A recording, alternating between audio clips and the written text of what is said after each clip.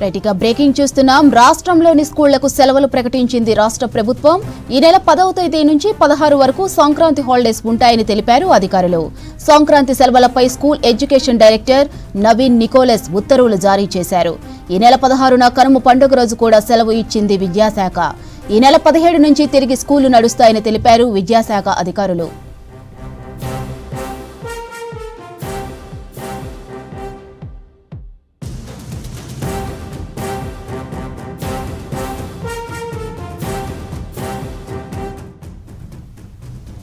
రాష్ట్రంలోని స్కూళ్లకు సెలవులు ప్రకటించింది రాష్ట్ర ప్రభుత్వం. ఈ నెల 10వ తేదీ నుంచి 16 వరకు సంక్రాంతి హాలిడేస్ ఉంటాయని తెలిపారు అధికారులు.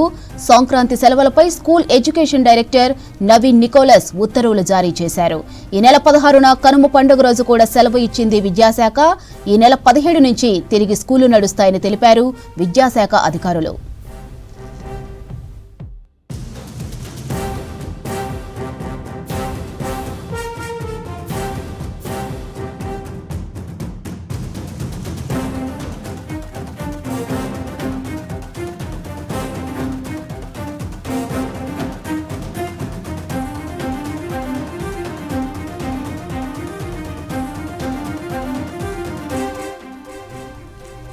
రైట్ ఇక రాష్ట్రంలోని స్కూళ్లకు సెలవులు ప్రకటించింది రాష్ట్ర ప్రభుత్వం. ఈ నెల 10వ తేదీ నుంచి 16 వరకు సంక్రాంతి హాలిడేస్ ఉంటాయని తెలిపారు అధికారులు. సంక్రాంతి సెలవులపై school education director Naveen Nicholas ఉత్తర్వులు జారీ చేశారు. ఈ నెల 16న కనుమ పండుగ రోజు కూడా సెలవు ఇచ్చింది విద్యాశాఖ. ఈ నెల 17 నుంచి తిరిగి స్కూళ్లు నడుస్తాయని తెలిపారు విద్యాశాఖ అధికారులు.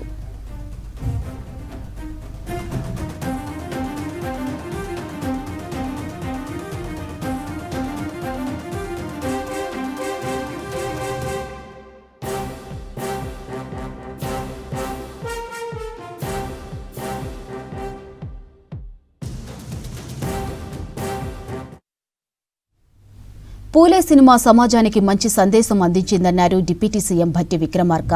ఆనాటి కట్టుబాట్లకు ఎదురొడ్డి వారు వేసిన పునాదులు నేటి తరానికి ఫలితాలను అందిస్తోందన్నారు. మహిళల చదువు కోసం జ్యోతిరావు పూలే, సావిత్రి పూలే చేసిన కృషిని అద్భుతంగా తెరకెక్కించారని తెలిపారు. సినిమా దర్శకులు, నిర్మాతలను అభినందించారు మంత్రులు. హైదరాబాద్లోని ప్రసాద్ ల్యాబ్లో పూలే సినిమా చూశారు CM Revanth Reddy, deputy CM, మంత్రులు, ఎమ్మెల్యేలు, ఎమ్మెల్సీలు. అనంత్ మహదేవన్ ఈ సినిమాకు దర్శకత్వం వహించారు.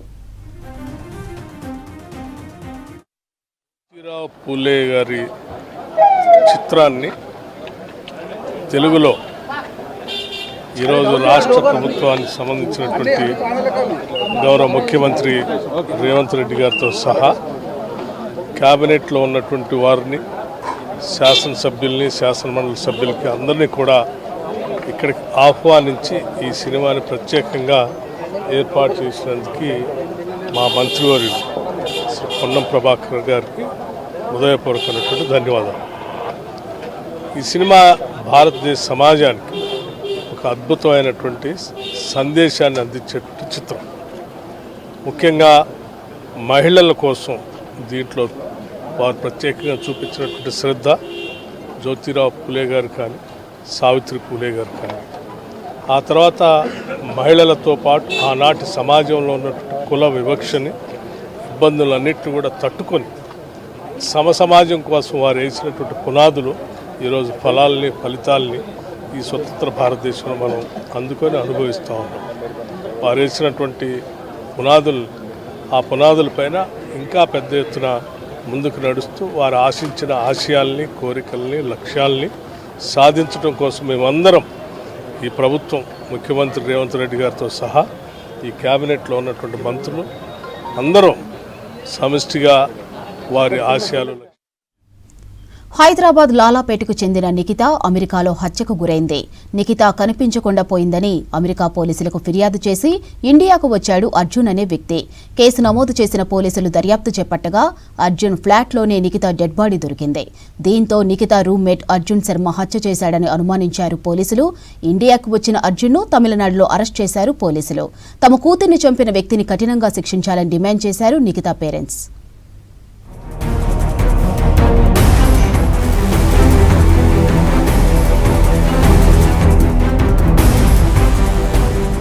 అమెరికాలో తెలుగు యువతి అనుమానాస్పద స్థితిలో మృతి చెందింది. మేరీల్యాండ్లో గొడిశాల నిఖితారావు తన ఫ్రెండ్ అపార్ట్మెంట్లో చనిపోయింది. ఈ నెల 2న నిఖిత కనిపించకుండా పోయిందని ఆమె రూమ్మేట్ అర్జున్ శర్మ అక్కడి పోలీసులకు ఫిర్యాదు చేశాడు.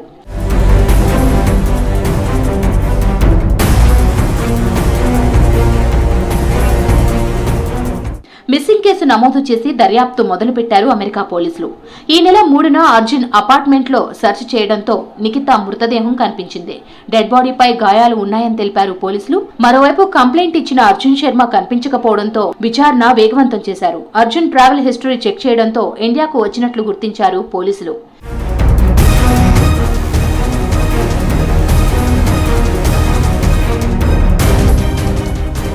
డిసెంబర్ 31న నిఖితారావును చివరిసారిగా చూశానని కంప్లైంట్లో చెప్పాడు అర్జున్ శర్మ. అయితే అర్జున్ ఫ్లాట్లోనే నిఖితా మృతదేహం దొరికేసరికి అర్జునే హత్య చేసినట్లు అనుమానిస్తున్నారు పోలీసులు. దీంతో కేసు నమోదు చేసి దర్యాప్తు చేస్తున్నారు. ఇండియన్ ఎంబసీకి సమాచారం అందించి ఇంటర్పోల్ ను సంప్రదించారు అమెరికా పోలీసులు. అతని కోసం సెర్చ్ వారెంట్ జారీ చేసి వెతికారు. ఇండియాకు వచ్చిన నిందితుడు అర్జున్ శర్మను తమిళనాడులో అరెస్టు చేశారు పోలీసులు. మరోవైపు సోషల్ మీడియాలో మృతురాలు నిఖితా ఫోటోల ఆధారంగా ఆమె కుటుంబ సభ్యులకు సమాచారం ఇచ్చింది ఇండియన్ ఎంబసీ.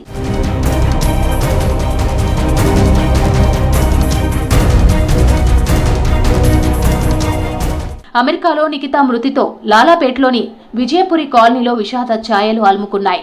తన పెద్ద కూతురును చంపిన అర్జున్ శర్మను కఠినంగా శిక్షించాలని డిమాండ్ చేశారు నిఖిత తండ్రి ఆనంద్. నిఖిత 4 ఏళ్ల క్రితమే అమెరికా వెళ్లిందని, అక్కడ అర్జున్ శర్మ పరిచయం అయ్యాడని చెప్పారు. ఇద్దరి మధ్య డబ్బుల విషయంలో గొడవ జరిగినట్లు నిఖిత స్నేహితులు చెప్పారన్నారు ఆనంద్. మేరీల్యాండ్లోని వెడా హెల్త్లో డేటా అండ్ స్ట్రాటజీ అనలిస్ట్గా పనిచేసిందన్నారు ఆమె తండ్రి ఆనంద్. గతేడాది ఈ కంపెనీలో చేరిందని, ఉత్తమ పనితీరుకు ఆల్ అవార్డు అందుకుందని తెలిపారు. చివరిసారిగా జనవరి 1వ తేదీన హ్యాపీ న్యూ ఇయర్ డాడీ అని చెప్పిందని, ఇంతలోనే ఈ విషాద వార్త వినాల్సి వచ్చిందని కన్నీళ్లు పెట్టుకున్నారు ఆనంద్.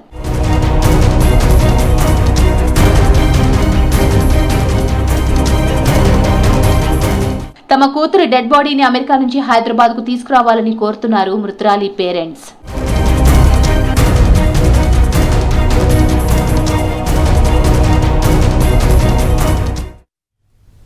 అమెరికాలో హైదరాబాద్ యువతి నిఖిత హత్యతో కన్నీరు మున్నీరుగా విలిపిస్తున్నారు నిఖిత తల్లిదండ్రులు ఆనంద్, పద్మ. నిఖిత మృతదేహాన్ని త్వరగా ఇండియాకు తీసుకురావాలని వేడుకుంటున్నారు. నిందితుడు అర్జున్ నిఖిత బాయ్ ఫ్రెండ్ కాదని, గతంలో రూమ్మేట్గా మాత్రమే ఉండేవాడని చెప్పారు. డబ్బుల వివాదంలోనే అర్జున్ శర్మ నిఖితను హత్య చేశాడని ఆరోపించారు. తన కూతురికి జరిగిన అన్యాయం ఎవ్వరికీ జరగొద్దన్నారు. నిందితుడు అర్జున్ శర్మను కఠినంగా శిక్షించాలన్న నిఖిత తండ్రి ఆనంద్తో అనిల్ ఫేస్ టు ఫేస్. అమెరికాలో తెలుగు అమ్మాయి, హైదరాబాద్కి చెందినటువంటి అమ్మాయి దారుణంగా తన రూమ్మేటే హత్య చేశాడు. చెన్నైకి చెందినటువంటి వ్యక్తిగా కూడా ఇప్పటికే పోలీసులు గుర్తించారు. సో ప్రజెంట్ హైదరాబాద్లో ఉన్నటువంటి తార్నాక దగ్గర ఉన్నటువంటి తన నివాసం వద్ద ఉన్నాము. నిఖిత తండ్రి ఆనంద్ మనతో పాటు ఉన్నారు. అసలు అమెరికాలో ఎప్పటి నుంచి వెళ్తుంది, సో వీరికి ఎట్లా తెలిసిందో వారి మాటలు తెలుసుకుందాం. సో ఎన్ని సంవత్సరాలుగా మీ పాప అమెరికాలో ఉంటుంది? 4 years అయింది సార్. వెళ్ళి మంచి చదువుకుని జాబ్ చేద్దామని అనుకుంది. ఒకప్పటి రూమ్మేట్ సార్ అర్జున్. కొంచెం వదంతాల వల్ల ఎక్స్ బాయ్ ఫ్రెండ్ అని రాస్తారు. అట్లా రాయకండి సార్. ఆమెతో పాటు 4 ఉంటుండే. ఆడ ఉండాలంటే షేరింగ్ రూమ్స్ కావాలా, అట్లా ఉండే సార్. తర్వాత మాకు 31st నైట్ విజ్ చేసింది సార్. తర్వాత మీ మీడియా త్రూయే తెలిసింది సార్ ఇట్లా అయింది అనేసి. వాడే కంప్లైంట్ ఇచ్చిండని చేసింది సార్. ఇంకొకసారి ఏ అమ్మాయికి అట్లా జరగొద్దని చూస్తున్నా సార్. నా పాప బాడీ తొందర ఇచ్చేటట్టు చూడండి. మీకు ముందే తెలుసా? తెలియదు సార్. మా పాప ఎవరితో చేద్దాం, ఆమె పని ఆమె చేసుకుంటుంది సార్. ఇట్లా ఎప్పుడు మీకు తెలిసింది జరిగింది? అది జరిగినాక 2 daysకి తెలిసింది. అది కూడా మీడియా త్రూ తెలిసింది సార్. అదే మా చిన్న పాప అవన్నీ కమ్యూనికేషన్. ఆ పాపతో మాట్లాడుతున్న నాకు 2 కూతుర్లు సార్. ఇంకొకసారి ఏ కూతురు జరగద్దు. మేము అన్ని ఆశలు పెట్టుకొని కూతుర్ల పైన బతుకుతాం సార్. రామచందర్ గారిని కలిసాను, రేవంత్ రెడ్డి సార్ దగ్గర వెళ్ళి అప్లికేషన్ ఇచ్చిన, పద్మారావు గారిని కలిసిన, కిషన్ రెడ్డి గారు సార్ని కలిసిన సార్. మాకు తొందరగా మా పాప బాడీ ఇవ్వండి సార్.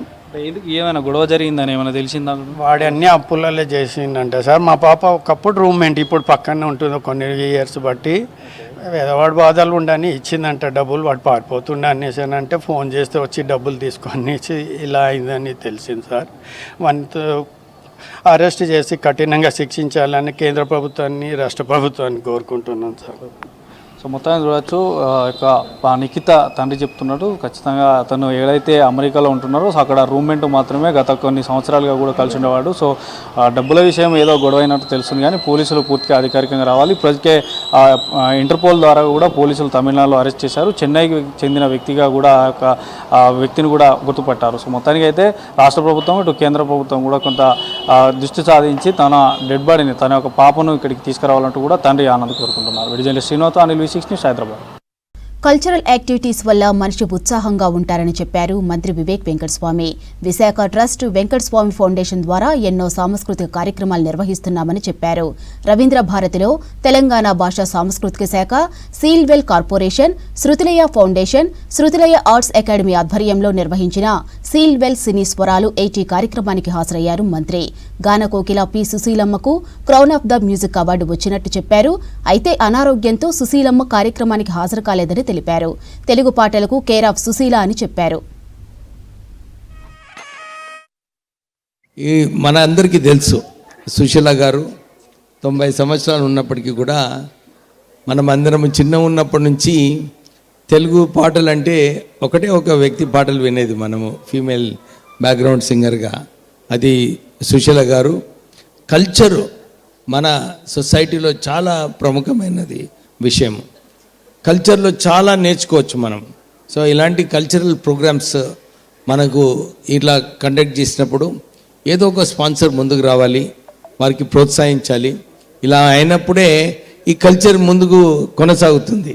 సో మన క్యారెక్టర్ బిల్డింగ్లో కూడా ఇలాంటి టైం మనము కల్చరల్ యాక్టివిటీస్లో స్పెండ్ చేయకపోతే మన లైఫ్ కూడా చాలా కాంప్లికేటెడ్గా అయిపోతుంది.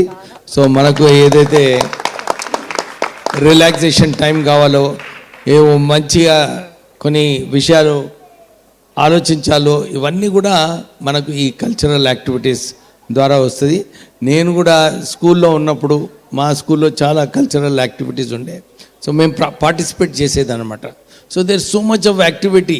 ఆ ఈవెంట్ అయ్యే ముందు బ్యాక్గ్రౌండ్లో ఎంతమంది పనిచేస్తూ ఉంటారో చాలామందికి తెలియదు. మీలాంటివి సంస్థలు వారికి రికగ్నైజ్ చేసి వారిని గౌరవించి, ఎందుకంటే ఈ గౌరవించినప్పుడే ఆ ఒక పట్టుదల వస్తుంది. చాలా ఇంకా ఎక్కువ పని చేయాలి, ఇంకా ఎక్కువ మంచి ఈవెంట్స్ కండక్ట్ చేయాలని చెప్పి ఆలోచన డెఫినెట్లీ మనకు ఇలాంటి యాక్టివిటీస్. సంక్రాంతి పండుగకు ప్రత్యేక బస్సులు నడుపుతామని తెలిపారు ఆర్టీసీ అధికారులు. గత ఏడాదితో పోలిస్తే ఈసారి అదనపు బస్సుల సంఖ్య పెంచామన్నారు. రాష్ట్ర వ్యాప్తంగా 6,400కు పైగా బస్సులను ఆపరేట్ చేస్తామన్నారు. ప్రభుత్వ జీవో ప్రకారం సంక్రాంతి స్పెషల్ బస్సుల్లో అదనంగా 50% ఛార్జీలను పెంచామని తెలిపారు. ఇక ఇప్పటికే రిజర్వేషన్లకు డిమాండ్ ఏర్పడిందన్నారు. ఈ నెల 9 నుంచి సంక్రాంతి స్పెషల్ బస్ సర్వీసులను ఆపరేట్ చేస్తామంటున్న రంగారెడ్డి రీజనల్ మేనేజర్ శ్రీలతతో హరిత ఫేస్ టు ఫేస్. సంక్రాంతి సెలవులు దగ్గరకు వచ్చాయి. ఇక సొంతూర్లకు వెళ్లేందుకు చాలా వరకు కూడా అందరు ఆసక్తి చూపిస్తుంటారు. ఈ నేపథ్యంలోనే ఆర్టీసీ ప్రత్యేక బస్సులను నడపనుంది. అయితే దీనికి సంబంధించి మరింత సమాచారం మనతో మాట్లాడడానికి ఆర్ఎం శ్రీలత గారు ఉన్నారు. మాట్లాడదాం. మేడం, సంక్రాంతి ఫెస్టివల్ అంటే 2 తెలుగు రాష్ట్రాల్లో పెద్ద పండుగ చూస్తారు. ప్రతి ఒక్కరు సొంతూర్లకు వెళ్ళి సెలబ్రేట్ చేస్తారు. ముఖ్యంగా ఈ పండుగ సందర్భంగా మీరు ఎన్ని స్పెషల్ బస్సులు ఈ సంవత్సరం ఆపరేట్ చేయబోతున్నారు? ఈ సంక్రాంతి సందర్భంగా మేము అంటే మొత్తం రాష్ట్రం మొత్తంలో ఒక 6,400 బస్సెస్ అదనపు బస్సులు నడిపించాలని నిర్ణయించడం జరిగింది. లాస్ట్ ఇయర్లో ఉన్న డిమాండ్ని బట్టి దానికి అనుగుణంగా ఏర్పాట్లు చేస్తున్నాము. ఈ అదనపు బస్సులు అనేది 9th నుంచి స్టార్ట్ చేస్తున్నామండి. మనకి స్కూల్స్ కాలేజెస్కి హాలిడేస్ 10th నుంచి స్టార్ట్ ఇచ్చారు. సో 9th ఆఫ్టర్నూన్ నుంచి మేము ట్రాఫిక్ ఎక్కువ డిమాండ్ ఎక్స్పెక్ట్ చేస్తున్నాము. దానికి అనుగుణంగా ఏర్పాట్లు చేసుకుంటున్నామండి. అంటే గత సంవత్సరం మీరు ఎన్ని బస్సులు ఆపరేట్ చేశారు? ఇప్పుడు డిమాండ్ పెరిగే అవకాశం ఉంది కదా, ముందస్తు బుకింగ్స్ కూడా ఎట్లా అవుతున్నాయి?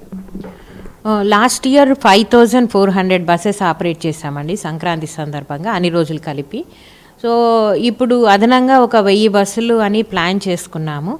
మనకి సంక్రాంతి పండగ అంటే ఎక్కువగా ఆంధ్ర డెస్టినేషన్స్కి మనకి పబ్లిక్ ఎక్కువగా వెళ్తారు. డిమాండ్ కూడా మాకు ఆన్లైన్ రిజర్వేషన్లో ఈ విశాఖపట్నం, రాజమండ్రి, కాకినాడ, అమలాపురం ఇక్కడికి చాలా ఎక్కువ కనిపిస్తూ ఉంది.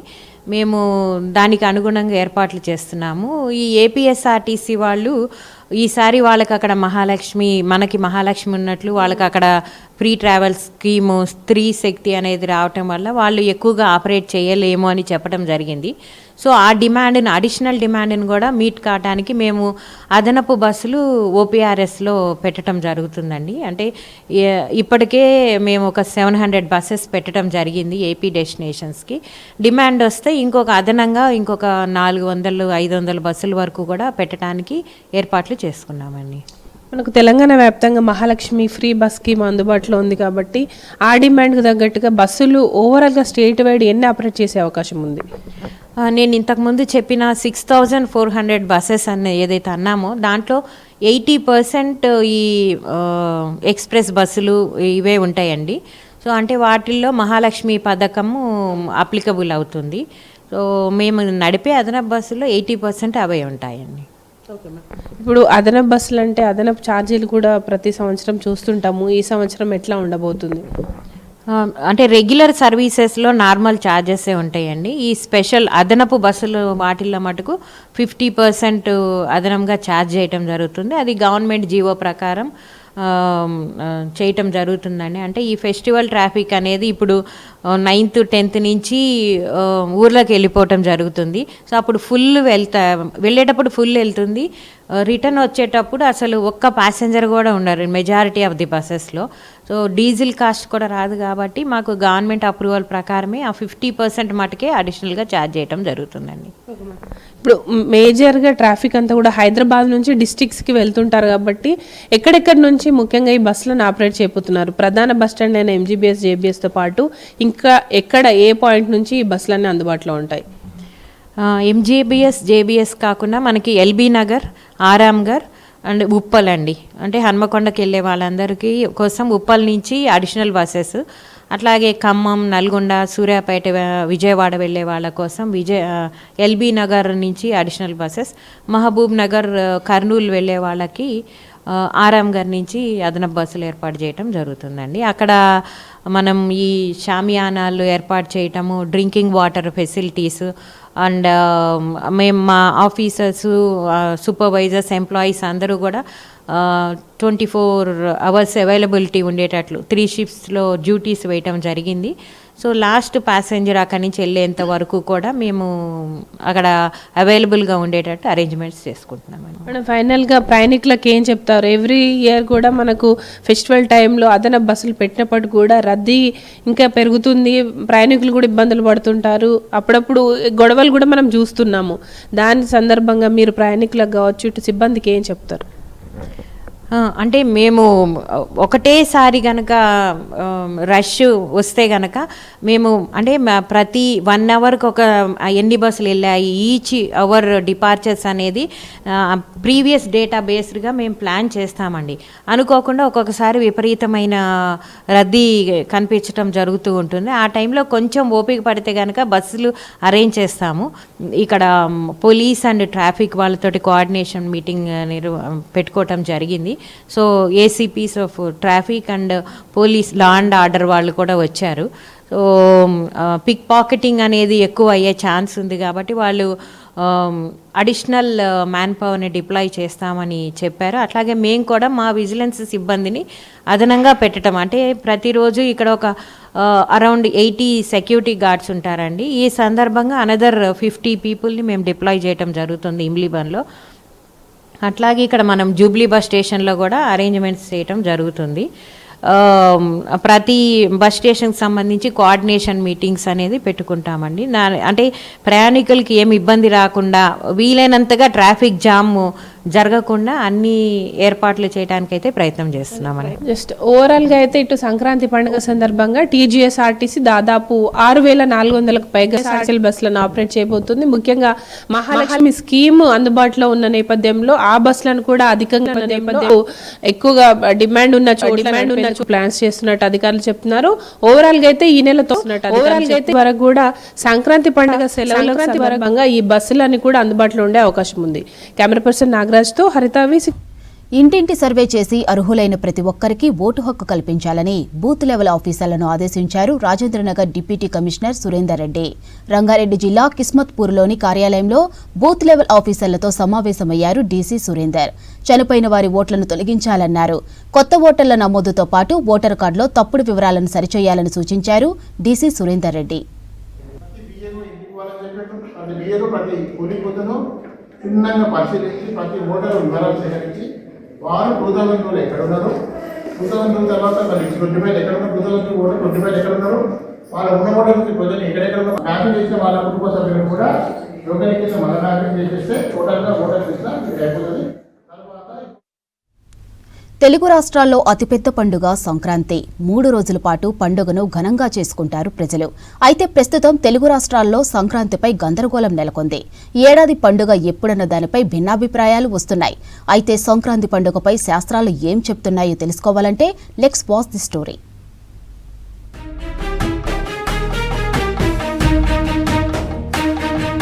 సంస్కృతి సంప్రదాయాలకు ప్రతీక సంక్రాంతి పండుగ.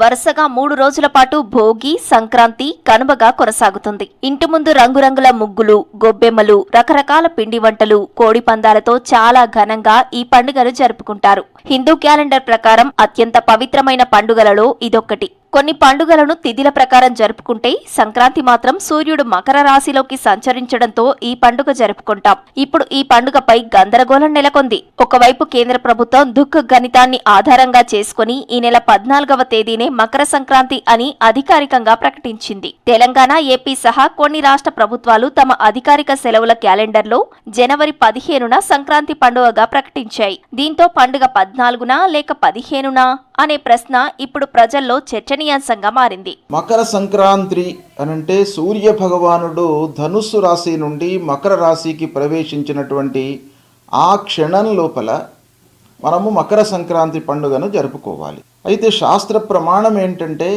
మకర సంక్రమణ ఒకవేళ పగటిపూట మనకు ప్రవేశమైనట్టయితే ఆ రోజు మకర సంక్రాంతి పండుగ జరుపుకోవాలి. ఇందులో ఎవరికి కూడాను ఎలాంటి అనుమానము ఉండదు. ఈ సంక్రాంతి పండుగ ఒకవేళ సాయంకాలం వస్తున్నటువంటి సమయంలో ఏం చేయాలి? నెక్స్ట్ డే అంటే మరునాడు సంక్రాంతి పండుగ చేసుకోవాలి. అయితే ఈ ప్రవేశ సమయం లోపల మనకు విభిన్నమైనటువంటి పంచాంగాలు, విభిన్నమైనటువంటి పద్ధతులు మనకు ఈ సందేహాన్ని కొని తెచ్చుతున్నాయి. దృగ్గణితము, రెండవది పూర్వ పద్ధతి ప్రకారంగా వస్తున్నటువంటి పంచాంగ గణన. చాలా గణితాలు ఉన్నాయి. సూర్య సిద్ధాంతము ఉంది, తర్వాత కరణ గ్రంథాలు, గ్రహలాఘవము ఉంది, తర్వాత గణకానందము అనేటువంటిది ఉంది, నరకంఠీయము అనేటువంటి ఒక గ్రంథాలు ఉన్నాయి. ఈ గ్రంథానికి ఇంకొక గ్రంథానికి ప్రవేశ సమయం లోపల తేడాలు వస్తున్నాయి.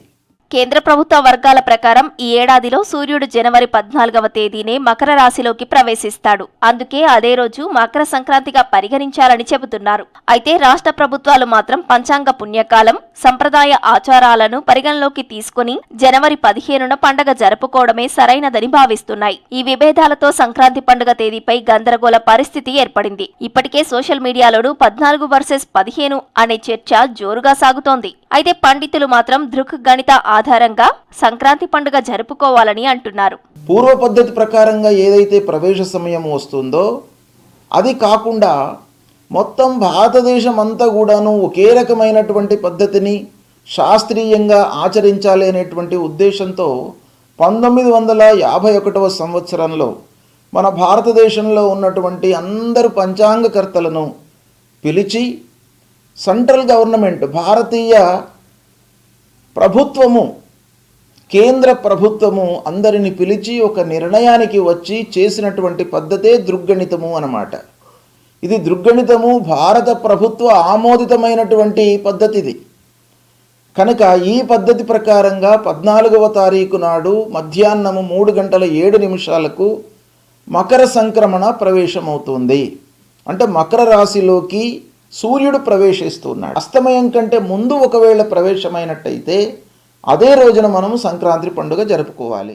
భారతదేశం అంతా శాస్త్రీయంగా ఒకే పద్ధతి ఆచరించాలని కేంద్ర ప్రభుత్వం 1951లో పంచాంగకర్తలతో దృక్ గణిత ప్రకారం పండుగలు చేసుకోవాలని ఆమోదించిందన్నారు పండితులు. పూర్వ పద్ధతి ప్రకారం చూస్తే మాత్రం జనవరి 15న సంక్రాంతి వచ్చిందన్నారు. కానీ శాస్త్రీయంగా దృక్ గణిత ప్రకారం అందరూ జనవరి 13న భోగి, 14న సంక్రాంతి, 15న కనుమ పండుగ జరుపుకోవాలని సూచించారు. శాస్త్రీయమైనటువంటి పద్ధతి అనేది అందరూ కూడాను పండితులు, ఋషులు, మేధావులు, శాస్త్రజ్ఞులు, గణితకారులు అందరూ కూర్చొని నిర్ణయం చేసినటువంటి విధానం గనక దీన్నే అందరూ కూడా పాటించాలి.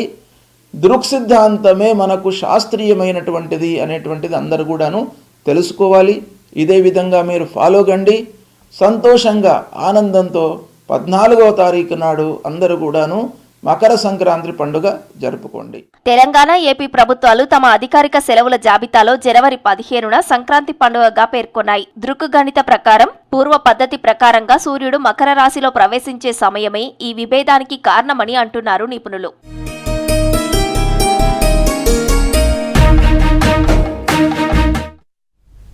ఫోన్ ట్యాపింగ్ కేసులో కీలక పరిణామాలు చోటు చేసుకున్నాయి. ఫోన్ ట్యాపింగ్ కేసు దర్యాప్తు కీలక దశకు చేరుకుంది. ఈ కేసు దర్యాప్తులో భాగంగా బీఆర్ఎస్ ఎమ్మెల్సీ నవీన్ రావును సిట్ 9 గంటల పాటు విచారించింది. జూబ్లీహిల్స్ పోలీస్ స్టేషన్లో సిట్ అధికారులు ఆయన వాంగ్మూలం నమోదు చేశారు.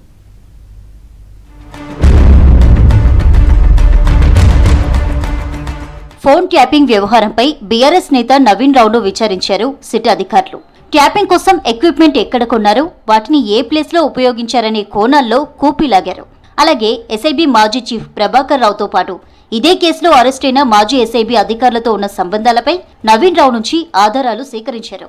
ఇప్పటికే ఫోన్ ట్యాపింగ్ కేసులో బాధితులైన పలువురు రాజకీయ నేతల స్టేట్మెంట్ను సిట్ అధికారులు రికార్డ్ చేశారు.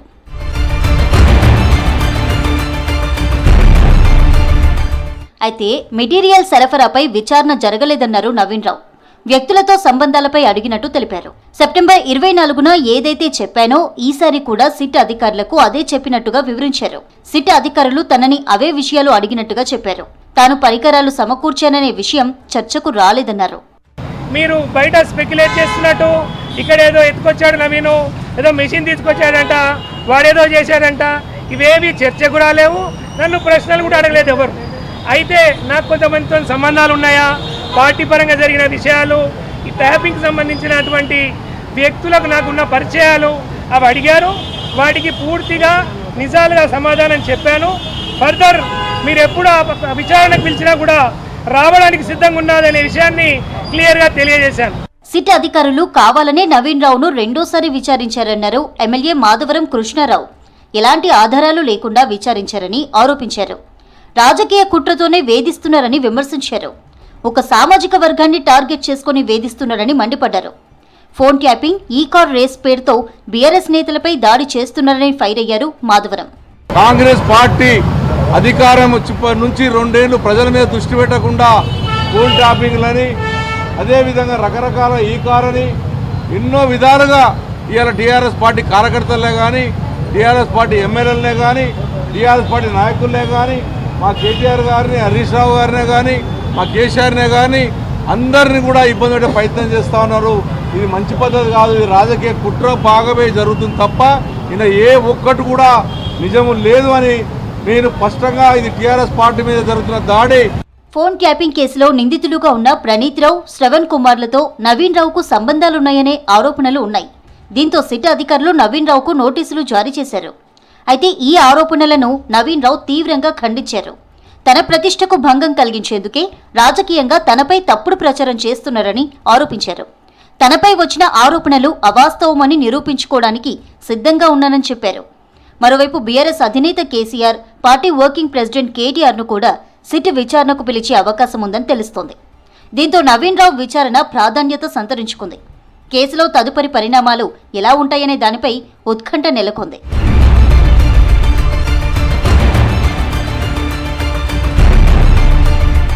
గత బీఆర్ఎస్ ప్రభుత్వ హయాంలో రాజకీయ ప్రత్యర్థులు, వ్యాపారులు, జర్నలిస్టులతో పాటు కొందరు న్యాయమూర్తుల ఫోన్లను కూడా అక్రమంగా ట్యాప్ చేశారని ఈ కేసులో ప్రధాన ఆరోపణలున్నాయి.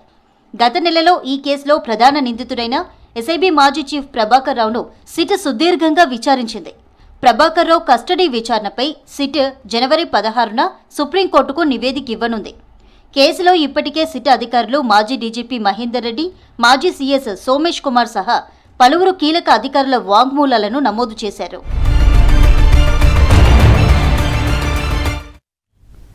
షార్ట్ బ్రేక్ తీసుకుందాం. Stay with us.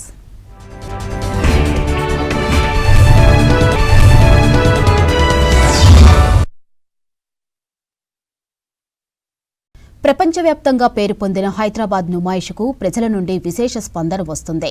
నిన్న ఆదివారం కావడంతో భారీగా తరలివచ్చారు జనం. నుమాయిష్లో అన్ని వస్తువులు ఒకే చోట దొరకడం ఫ్యామిలీతో వచ్చి ఎంజాయ్ చేస్తున్నారు. 1000కు పైగానే స్టాల్స్తో నుమాయిష్ ఆకట్టుకుంటుంది.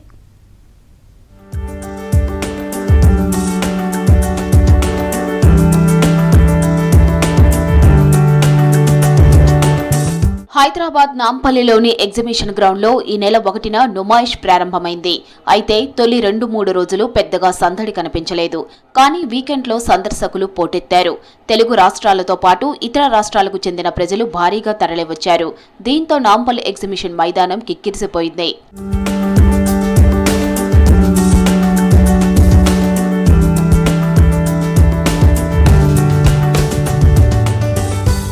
నలభై 6 రోజుల పాటు జరిగే నుమాయిష్లో గుండు పిన్ను నుంచి మోటార్ బైక్ వరకు ప్రతి ఒక్క వస్తువు అందుబాటులో ఉన్నాయి. ముఖ్యంగా మహిళలకు సంబంధించిన అన్ని వస్తువులు దొరుకుతున్నాయి. దీంతో మహిళలు పెద్ద సంఖ్యలో వస్తున్నారు. కుటుంబ సభ్యులందరం కలిసి ఒకే చోట షాపింగ్ చేయడం ఆనందంగా ఉందంటున్నారు జనం. अच्छा दिखा मैडम, ज़बरदस्त है नुमाइश तो 2026 का चौथा दिन बोल तो लास्ट टाइम इतनी पब्लिक नहीं थी और अब फर्स्ट वीकेंड बोल के पब्लिक भी बेहतरीन है. तो हम लोग भी गए व्लॉग वगैरह शूट कर लेने के लिए आए थे. ट्रैफिक भी है मैडम, अच्छा है, मतलब और ट्रैफिक कंट्रोल भी अच्छा हो रहा ना मैडम. अपने पुलिस वाले जितने भी है अच्छा सपोर्ट कर रहे हैं. ट्रैफिक वगैरह को भी मैनेजमेंट अच्छी है बाहर. तो नुमाइश को आना बोलते आराम से टेंशन और ट्रैफिक वगैरह का प्रॉब्लम नहीं रहता. थोड़ा बहुत होगा ट्रैफिक, एक बार तो साल में एक बार होती नुमाइश. నుమాయిష్లో పెద్ద ఎత్తున ఫుడ్ స్టాల్స్ ఏర్పాటు చేశారు. ఇందులో నార్త్ ఇండియా, చైనీస్ వంటి వెరైటీ ఫుడ్ అందిస్తున్నారు. విజిటర్స్ డిఫరెంట్ ఫుడ్ తింటూ ఎంజాయ్ చేస్తున్నారు. నుమాయిష్ చాలా బాగుంది. రెగ్యులర్గా వస్తుంటాను నుమాయిష్కి. చాలా బాగుంటాయి, కలెక్షన్ కూడా చాలా బాగుంటుంది, రీజనబుల్ రేట్స్ ఉంటాయి. సో నాకు చాలా ఇష్టం నుమాయిష్. మేము ఎక్కువ కుర్తీస్, నైట్ సూట్స్ ఇవన్నీ బాగుంటాయి. కలంకారీ, బెడ్షీట్స్ ఇవన్నీ మమ్మీ వాళ్ళు తీసుకుంటారు. ఇయర్ రింగ్స్ బాగుంటాయి. ఇయర్ రింగ్స్ కలెక్షన్స్, ఇంకా డ్రెస్సెస్ కలెక్షన్స్ కూడా బాగుంటాయి. మాక్సిమం మా ఇంట్లో వాళ్ళు కొంచెం షాపింగ్ ఎక్కువ చేస్తాం. సో 3-4 hours అయితే ఖచ్చితంగా చేస్తాం. నుమాయిష్లో సందర్శకుల కోసం అన్ని ఏర్పాట్లు చేశారు నిర్వాహకులు. స్టాల్స్ తెలుసుకునేందుకు ప్రత్యేకంగా రూట్ మ్యాప్ కూడా పెట్టారు. గతంలో జరిగిన అగ్ని ప్రమాదం దృష్టిలో పెట్టుకుని జాగ్రత్తలు తీసుకున్నారు. నిరంతరం పోలీసు నిఘా, మఫ్టీలో షీటీమ్స్ తిరుగుతున్నాయని తెలిపారు పోలీసులు.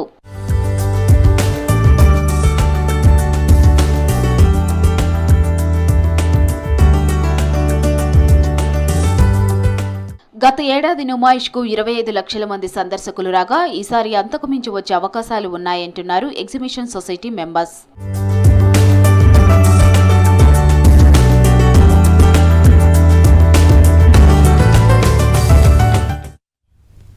తెలంగాణను అతి త్వరలో మావోయిస్టు రహిత రాష్ట్రంగా మార్చే దిశగా ముందుకెళ్తున్నామని తెలిపారు డీజీపీ శివధర్ రెడ్డి. ప్రస్తుతం తెలంగాణకు చెందిన 17 మంది మావోయిస్టులు మాత్రమే మిగిలి ఉన్నారన్నారు. వీరందరి పూర్తి వివరాలతో కూడిన జాబితా తమ దగ్గర ఉందన్నారు. అజ్ఞాతంలో ఉన్న మిగిలిన మావోయిస్టులు కూడా జనజీవన స్రవంతిలోకి రావాలని పిలుపునిచ్చారు డీజీపీ శివధర్ రెడ్డి.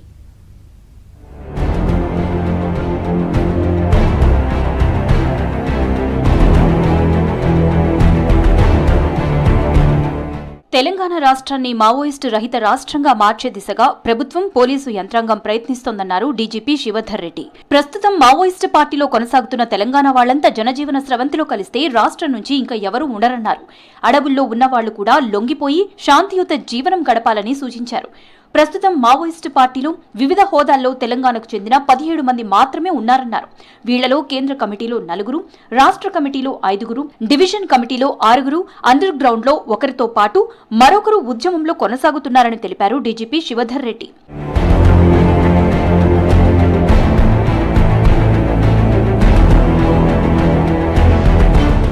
17 మంది మావోయిస్టులు లొంగిపోతే తెలంగాణ మావోయిస్టు రహిత రాష్ట్రంగా మారుతుందన్నారు డీజీపీ శివధర్ రెడ్డి.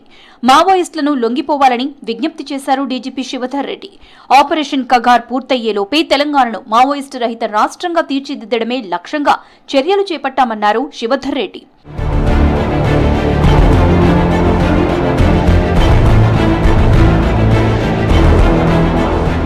తెలంగాణ పోలీసుల వద్ద ప్రస్తుతం 17 మంది తెలంగాణ మావోయిస్ట్ అగ్రనేతల ప్రొఫైల్స్ ఉన్నాయి. ఈ జాబితాలో 5 మహిళా మావోయిస్టులు కూడా ఉన్నారు. వీరిలో కొందరు ప్రస్తుతం సెంట్రల్ కమిటీలో, మరికొందరు స్టేట్, డివిజన్ కమిటీలో కీలక బాధ్యతలు నిర్వహిస్తున్నారు. ఈ 17 మంది మావోయిస్టులపై మొత్తం 2,25,00,000 రివార్డు ఉందన్నారు పోలీసులు.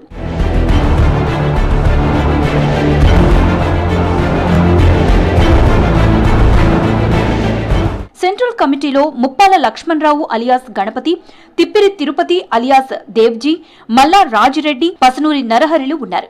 స్టేట్ కమిటీలో ముప్పిడి సాంబయ్య, వార్త శేఖర్, జోడే రత్నబాయ్, నక్కా సుశీల, లోకేటి చంద్రశేఖర్, దామోదర్లు ఉన్నారు. ఇక డివిజన్ కమిటీలో రాజేశ్వరి, రంగబోయిన భాగ్య, బాడిష ఉంగా, సంగీత, భవానీ, మైసయ్య, భగత్ సింగ్లు ఉన్నారని తెలిపారు పోలీసులు.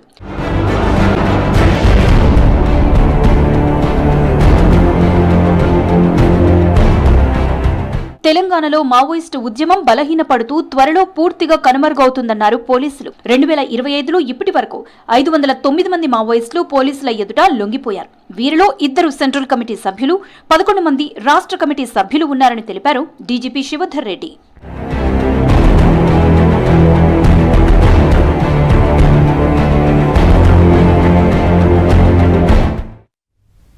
చిన్న వయసులోనే గుండె సంబంధ వ్యాధులు పెరిగిపోయాయి. గుండె దడతో తక్కువ వయసులోనే అవస్థలు పడుతున్నారు. ఈ వ్యాధికి రేడియో ఫ్రీక్వెన్సీ అబ్లేషన్ అనే అధునాతన విధానంలో నిమ్స్ డాక్టర్లు చికిత్స చేస్తున్నారు. తెలుగు రాష్ట్రాల్లో ప్రభుత్వ వైద్యంలో ఈ ట్రీట్మెంట్ అందించేది నిమ్స్ ఒక్కటే అన్నారు డాక్టర్లు. సాధారణంగా ఉండవలసిన హార్ట్ బీట్ కంటే ఎక్కువగా ఉండే వాళ్లకు ఈ చికిత్స అవసరం అవుతుందన్నారు. ఇలాంటి సమస్యలతో బాధపడుతున్న 111 మందికి చికిత్స చేశామన్నారు నిమ్స్ కార్డియాలజిస్ట్ డాక్టర్ సాయి సతీష్. ఇదే అంశానికి సంబంధించిన మరింత సమాచారం శ్రీశైలం అందిస్తారు. అతి ఏదైనా కూడా మంచిది కాదని మన పెద్దలు చెప్తుంటారు. అయితే గుండెకు కూడా ఈ అతి అనేది ప్రమాదం అని అంటున్నారు వైద్యులు. గుండె ఏదైతే వేగం ఉండాలో దానికంటే ఎక్కువ రావడం వల్ల వచ్చేటువంటి ఇబ్బంది ఏంటి, దీనికి సంబంధించి మనతో ఒక పేషెంట్ ఉన్నారు. ఆమెకు అంటే ఎక్కువగా గుండె కొట్టుకోవడం వల్ల జరిగినటువంటి నష్టం ఏంటి, ఆమెకు జరిగినటువంటి ఇబ్బంది ఏంటి ఒకసారి అడుగుదాం. మామూలు అందరికి కొట్టుకునే దానికంటే ఎక్కువ బీట్స్ రావడం వల్ల మీకు జరిగినటువంటి నష్టం ఏంటి, అసలు ఎట్లాంటి ఇబ్బంది అయింది మీకు? నాకు బాగా చెస్ట్ పెయిన్ వచ్చేది, దడగా అనిపించేది, బరువు అనిపించేది, చల్ల చెమటలు వచ్చేది. నాకేదో అవుతుంది అన్నట్టు నేను జర భయపడినాను. తర్వాత గాంధీ హాస్పిటల్కి వెళ్తే అక్కడ నిఖిల్ సార్ అని ఉన్నారు, డాక్టర్ నిఖిల్ సార్. ఆ సార్ చూసి నీకు ఈ ప్రాబ్లంకి అయితే సొల్యూషన్ నీకు నిమ్స్కి వెళ్తేనే దొరుకుతుందని చెప్పారు. వాళ్ళు అక్కడ సజెస్ట్ చేయగానే నేను ఇక్కడ వచ్చేసాను. వెంటనే సార్ని కలిసాను. సార్ చూసారు. ఫస్ట్ టాబ్లెట్స్తో క్యూర్ అవుతుందో వచ్చి చూద్దామని, చిన్న ఏజ్ సర్జరీ ఎందుకు అన్నట్టు మ్యాక్సిమం టాబ్లెట్స్ తోటే క్యూర్ చేయడానికి ట్రై చేశారు. కానీ ఎన్ని టాబ్లెట్స్ వేసుకున్నాను కానీ అవ్వలేదు, ఇంకా పెయిన్ వచ్చేది. సార్ తర్వాత నాకు 3D మ్యాపింగ్ చేస్తాను, దాని ఎలా ఉంటుంది ప్రొసీజర్ అని నాకు ఆల్రెడీ ఎక్స్ప్లెయిన్ చేశారు.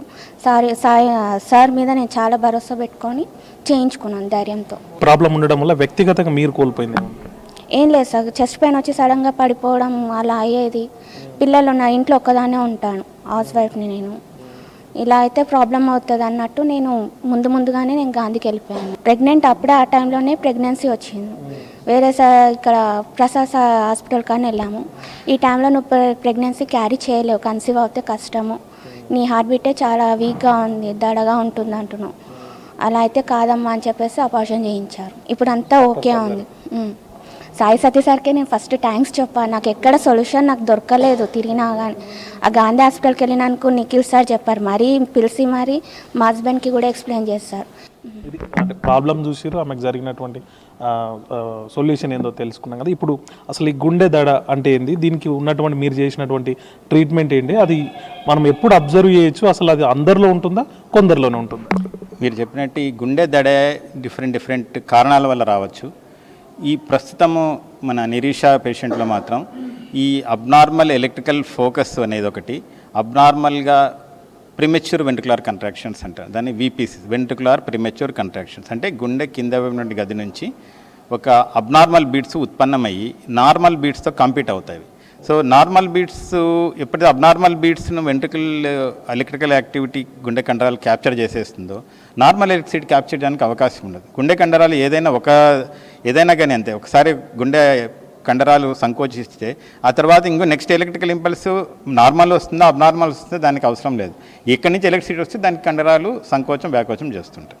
ఎప్పుడైతే నార్మల్ ఎలక్ట్రిసిటీ ద్వారా గుండె క్యాప్చర్ కాదో గుండె నుంచి రక్త సరఫరా అనేది చాలా తగ్గిపోతుంది. ఎందుకంటే ఈ అబ్నార్మల్ ఎలక్ట్రోలైట్ కేవలం గుండె కింద భాగం నుంచి వస్తుంది.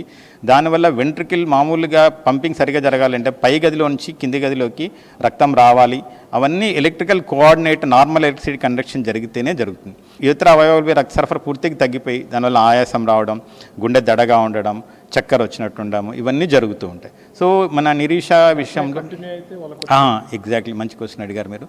ఇది ఇట్లాంటివి ఫ్రీక్వెన్సీ మోర్ దాన్ ఒక 20% దాటిందంటే గుండె కండరాలు అబ్నార్మల్గా ఈ ఎలక్ట్రిసిటీ ప్రొడక్షన్ వల్ల లాంగ్ టైం ఎక్స్పోజ్ అయితే కింద గుండె కండరాలు వీక్ అయిపోతాయి. గుండె కండరాలు ఎప్పుడైతే వీక్ అవుతాయో పంపింగ్ కెపాసిటీ తగ్గిపోతుంది.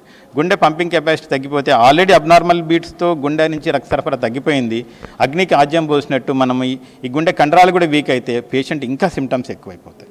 ఇంకోటి ఏంటంటే ఈ రివర్సబిలిటీ అంటే కండరాలు దెబ్బతినడం అనేది కొంత స్టేజ్ వరకు రివర్సబుల్. అంటే చాలా ఏళ్ల తరబడి ఈ విధంగా గుండె పంపింగ్ అబ్నార్మల్ ఎలక్ట్రిసిటీతో వీక్ అయిందంటే మనం అబ్నార్మల్ ఎలక్ట్రిసిటీని సప్రెస్ చేసినా నార్మల్ అవుతావో లేదని చాలా ఛాన్సెస్ తగ్గిపోతాయి. సో అందుకని సాధ్యమైన త్వరగా దీనిని మనం రికగ్నైజ్ చేసి ఎస్పెషలీ వీళ్ళకు ఉన్నటువంటి 40% అబ్నార్మల్ బీట్స్ ఇట్లాంటి వాళ్ళలో ఇనిషియల్గా ఎందుకంటే పేషెంట్ కూడా అప్రహెన్షన్ ఉంటుంది ఏదైనా ప్రొసీజర్ అంటే ఈసీజీ మనం చెప్పా కదా ఎకో హోల్టరు ఇవన్నీ అయిన తర్వాత ఈపీ స్టడీలో మనకు క్లియర్ కట్గా తెలుస్తుంది. ఈపీ స్టడీ ద్వారా గుండెలో మీకు చూపించినట్టు డిఫరెంట్ పార్ట్స్లో ఎలక్ట్రోడ్ కెథిటర్స్ పెట్టి అబ్నార్మల్ ఎలక్ట్రికల్ యాక్టివిటీ ఎక్కడ ఉంది, నార్మల్ ఎలక్ట్రికల్ యాక్టివిటీ ఉంది, 2D తర్వాత 3D అనాలిసిస్ అని ఉంటుంది. ఈ 3D ఈపీ సిస్టమ్ ద్వారా కూడా మనం ఇంకా ఫర్దర్ అనాలిసిస్ జరిగి ఈ అబ్నార్మల్ ఫోకస్కు దగ్గరలో ఏమన్నా వైటల్ స్ట్రక్చర్స్ అంటే చాలా ఇంపార్టెంట్ స్ట్రక్చర్స్ ఏమన్నా ఉన్నాయా, దీనిని మనం అబ్నార్మల్ ఎలక్ట్రిసిటీని డ్యామేజ్ చేసేటప్పుడు ఈ వైటల్ స్ట్రక్చర్స్కి ఏమన్నా దెబ్బతినే అవకాశం ఉంటుందా, ఇవన్నీ అన్ని రకాలుగా మనము టేబుల్ మీద ఈ ప్రొసీజర్ మీద అన్ని జాగ్రత్తలు తీసుకొని ఆ ఎనర్జీ డెలివరీ చేయాల్సి వస్తుంది. ఉన్న పరిష్కారం అంటే గుండె సరఫరా అబ్నార్మల్ ఎలక్ట్రిసిటీ మనం రేడియో ఫ్రీక్వెన్సీ ద్వారా ఒక్కసారి బర్న్ చేసామంటే అంటే ఒక 60 to 120 seconds అంటే 1 or 2 minutes ఆ ఏరియాకు రేడియో ఫ్రీక్వెన్సీ ఎనర్జీ డెలివరీ చేసామంటే ఆ ఏరియాలో ఉన్న అబ్నార్మల్ ఎలక్ట్రిసిటీ సర్క్యూట్ అంతా డ్యామేజ్ అవుతుంది. డ్యామేజ్ అయిన తర్వాత అబ్నార్మల్ ఎలక్ట్రిసిటీ ఎప్పటి నుంచి అక్కడికి రాదో ఆబ్వియస్లీ గుండెకు అబ్నార్మల్ ఎలక్ట్రిసిటీ కండక్షన్ అనేది జరగదు. సో అప్పుడు పేషెంట్ టోటల్ క్యూర్, ఇంకెటువంటి డ్రగ్స్ కానీ ఏం కానీ ఉపయోగించిన అవసరం ఉండదు. జీవితాంతం 99% రేడియో ఫ్రీక్వెన్సీ ఎనర్జీ ద్వారా డ్యామేజ్ అయ్యి అబ్నార్మల్ ఫోకస్లు మళ్ళీ రీస్టార్ట్ అయినది చాలా తక్కువ. అది సో అంటే ఈ అంశానికి సంబంధించి అంటే ప్రాబ్లం ఉన్నటువంటి పేషెంట్ కూడా తెలిసి ఉండొచ్చు, తెలియకపోయి ఉండొచ్చు. సో వాళ్ళకు మీరు చెప్పేటువంటి సలహా సూచనలు కానీ ఏమున్నాయి, మీ దగ్గరకు వస్తే కనుక వాళ్ళందరికీ ట్రీట్మెంట్ ఛాన్స్ ఉందా? ఎవరైనా సరే ఎప్పుడు కూడా గుండె దడ అంటే గుండె కొట్టుకునే తీరులో ఏమాత్రం వాళ్ళకి అబ్నార్మాలిటీ అనిపించినా కానీ ఊరికే ఉన్నప్పుడు కానీ ఎక్సర్సైజ్ చేస్తున్నప్పుడు కానీ లేకపోతే వాళ్ళ పనుల్లో మామూలుగా చేసే పనులు ఇప్పుడు ఇబ్బందికరంగా జరగడం, లేకపోతే ఊరికే కూర్చున్నప్పుడు కూడా గుండె తీవ్రంగా కొట్టుకోవడము, లేకపోతే అబ్నార్మల్ వెంట్రుకులర్ ఫిల్మేచర్ కంట్రాక్షన్స్ వచ్చినప్పుడు గుండె గట్టి కొట్టుకుంటుంటే అది ఇప్పుడు నిరీక్ష చెప్పింది ఒక అబ్నార్మల్ ఫీలింగ్ వస్తుందని, చెస్ట్ పెయిన్ ఫీలింగ్ ఇట్లాంటివి ఏమున్నా కానీ నెగ్లెక్ట్ చేయకుండా ఇమీడియట్గా వచ్చి మన దగ్గరికి వస్తే మన ఈసీజీ ఎకో మిగతా టెస్ట్ అన్నీ చేసి దీన్ని మందుల మీద కొద్ది రోజులు చూడొచ్చా లేకపోతే ఇలాంటి ఈపీ ప్రొసీజర్ చేయాలని మనము చేసి అర్లీ స్టేజ్లో రికగ్నిషన్ చేసుకుంటే క్యూర్ అనేది 100% అవుతుంది, రికవరీ అనేది 100%. ఇది చూసినా కానీ గుండె లయకు సంబంధించి ఏదైనా తేడా ఉంటే ఇక్కడ నిమ్స్కు రండి, చూపించుకొని దానికి సంబంధించినటువంటి అడ్వాన్స్ టెక్నాలజీతో ట్రీట్మెంట్ అందుబాటులో ఉంటుందని చెప్పి కార్డియాలజిస్ట్ డాక్టర్ సాయి సతీష్ గారు చెప్తున్నారు. కెమెరామెన్ అశోక్తో శ్రీశైలం, V6 న్యూస్, హైదరాబాద్. హైదరాబాద్లో చైనా మాంజా అమ్మినా నిల్వ చేసిన క్రిమినల్ కేసులు నమోదు చేస్తామని హెచ్చరించారు సిపి సజ్జనార్. సిటీలో టాస్క్ ఫోర్స్ స్థానిక పోలీసులతో దాడులు చేస్తున్నామని తెలిపారు. కైట్స్ దుకాణాలు, గోదాములపై చెకింగ్ చేస్తున్నామని తెలిపారు. చైనా మాంజా అక్రమ రవాణా చేస్తే ట్రాన్స్పోర్ట్ విజిలెన్స్ పై కేసులు పెడతామన్నారు.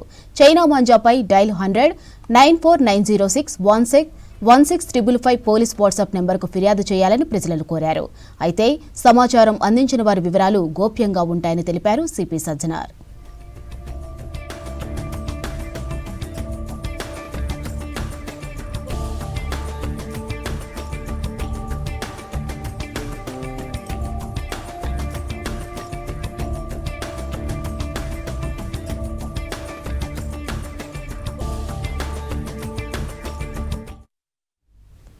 హైదరాబాద్ ఓల్డ్ సిటీలోని మీర్ చౌక్లో చైనా మాంజా ప్రమాదాలపై ప్రజలకు అవగాహన కల్పించారు south zone DCP Kiran Prabhakar.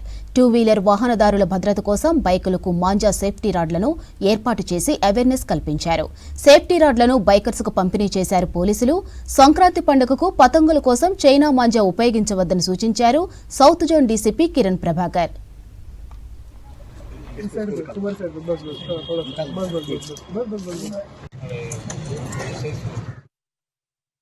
South zone లిమిట్లో పోలీస్ సైడ్ నుంచి ఒక స్పెషల్ డ్రైవ్ పెట్టడం జరిగింది. దాంట్లో ఈ 2-వీలర్స్ పైన police vehicle at the same time public vehicles పైన ఈ సేఫ్టీ రాడ్స్ పెట్టడం జరిగింది.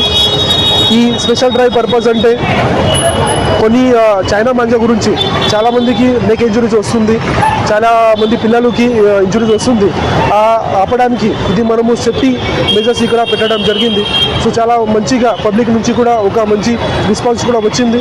సో నేను అందరికీ ఆహ్వానం చేస్తున్నాను, మీరు కూడా మీ ఫ్యామిలీ మెంబర్స్కి సేఫ్టీ కోసం, మీ పిల్లల సేఫ్టీ కోసం ఖచ్చితంగా ఈ మ్యాక్సిమం వెహికల్స్ పైన ఇది మీరు పెట్టుకోవాలి. ఈరోజు సౌత్ జోన్ లిమిట్ నుంచి టోటల్ 100+ వెహికల్స్ పైన ఇది పెట్టడం జరిగింది. ఇంకా కూడా ఇది డ్రైవ్ మనం కంటిన్యూస్గా పెడతాం. సో అందరికీ ఒక మెసేజ్ ఇవ్వడానికి అంటే మన పోలీస్ సైడ్ నుంచి ఖచ్చితంగా will put the enforcement measure like reading all this shops, godowns, తర్వాత కూరియర్స్ వాళ్ళు ట్రాన్స్పోర్టేషన్ మెయిన్ సోర్స్ పైన చేస్తాం. యూరియా పంపిణీపై ప్రత్యేక దృష్టి సారించింది రాష్ట్ర ప్రభుత్వం. యాసంగి సీజన్కు రైతులకు కావాల్సిన యూరియా ఉన్నప్పటికీ గతంలో పంపిణీలో ఎదుర్కొన్న ఇబ్బందులను దృష్టిలో పెట్టుకుని పగడ్బందీ ఏర్పాట్లు చేస్తుంది. యూరియా పంపిణీకి సంబంధించి స్పెషల్ ఆఫీసర్లను నియమించింది వ్యవసాయ శాఖ.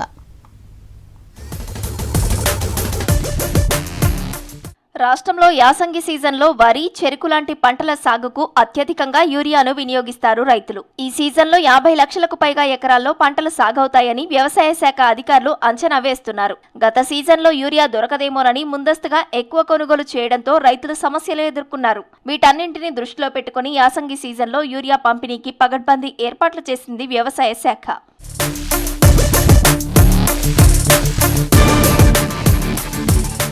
అక్రమ యూరియా పంపిణీ అరికట్టడం, మోతాదుకు మించి ఎక్కువగా వినియోగంపై దృష్టి పెట్టింది వ్యవసాయ శాఖ.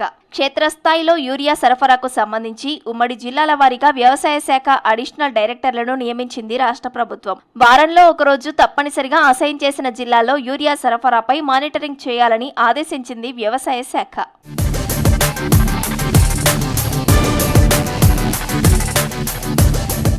యూరియా పంపిణీకి సంబంధించి ఆయా జిల్లాలకు కేటాయించిన అధికారులను రెగ్యులర్ గా జిల్లా మార్కెఫెడ్ అధికారులు, డిస్ట్రిక్ట్ కోఆపరేటివ్ అధికారులు, జిల్లా వ్యవసాయ శాఖ అధికారులతో పాటు ఇతర అధికారులతో సరఫరాకు సంబంధించి రివ్యూ మీటింగ్ పెట్టాలని సూచించింది ప్రభుత్వం. డీలర్ సెంటర్స్ ను సందర్శించి పంపిణీపై మానిటరింగ్ చేయనున్నారు. ఏ డీలర్ ఎంత యూరియా సరఫరా చేశారు, ఇక ఎంత అవసరం ఉందనే విషయాలను ప్రతిరోజు వ్యవసాయ శాఖ డైరెక్టర్కు పంపిస్తారు అధికారులు.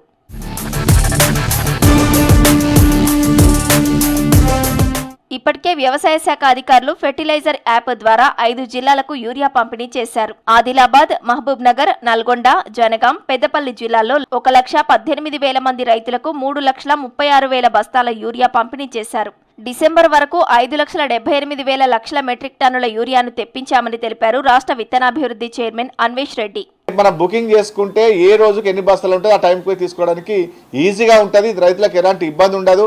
అంటే మారుతున్నటువంటి పరిస్థితులలో కొత్త టెక్నాలజీలు వస్తున్నాయి కాబట్టి దానికి కూడా మనం అలవాటు పడవలసినటువంటి అవసరం ఉన్నటువంటి మాట రైతులంతా అర్థం చేసుకుంటే బాగుంటుంది. ఇది రైతులకు ఇబ్బంది లేకుండా ఉంటుంది అనేటువంటి విషయం తెలియజేస్తా ఉన్నాం. మనం ఎన్ని లక్షల టన్నులు యూరియా ఇవ్వాలో అన్ని లక్షల టన్నులు మనం రైతులకు ఇస్తూ ఉన్నాం. కానీ ఇది కేవలం దొరకదేమన్నటువంటి ఒక ఆలోచనతోటే అధిక నిల్వలు పెట్టుకోవడంతో ఇదంతా కూడా ఈ సమస్య ఏర్పడుతుంది తప్పితే ఇంకోటి కాదు. యూరియా పంపిణీకి సంబంధించి రాష్ట్ర ప్రభుత్వం ముందస్తు ఏర్పాట్లు చేస్తోంది. రైతులు కూడా యూరియా దొరకదేమోనని ఎక్కువ తీసుకోవద్దని, పంటలకు అవసరమైనంత సరఫరా చేస్తామని సూచిస్తున్నారు వ్యవసాయ శాఖ అధికారులు.